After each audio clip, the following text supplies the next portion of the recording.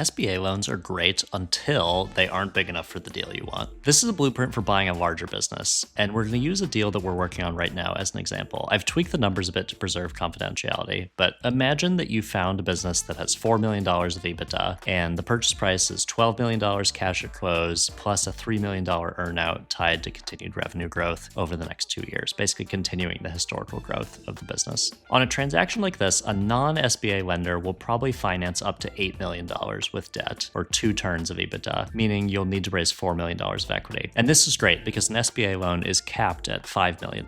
And so since this is a $12 million purchase price, you would need more than an SBA lender would provide. Since this deal is also larger and uses more equity, instead of standard self-funded search investor terms, you'd probably end up offering what's standard for independent sponsor transactions. And the way that works is, first, you get a percentage as the searcher of the equity of the business in exchange for your work finding the business, the transaction expenses you incurred, and then the personal capital you're investing. And that percentage ends up typically being on the order of like 5 to 10%. Maybe on the high end. Investors then own the remaining equity, pro rata with their investment amounts. So, if someone invests $3 million, they end up owning 75% of the remaining equity after your transaction fee. And then you as the searcher and now the CEO earn a salary or a management fee. It can be structured either way. Either the salary is flat and has a percentage increase, or management fee is probably somewhere in the neighborhood of like 5% of EBITDA. And then your main incentive is that you receive carry, typically 20%. And that means that once investors have gotten back their originally invested capital, you then get 20% of the cash flows from any distributions and any eventual sale of the business, just for being the sponsor and putting the deal together. Plus, of course, you get the cash flows from your equity percentage that you own directly as well. The nice thing about larger deals is that they tend to be more established businesses and often have stronger managers in place,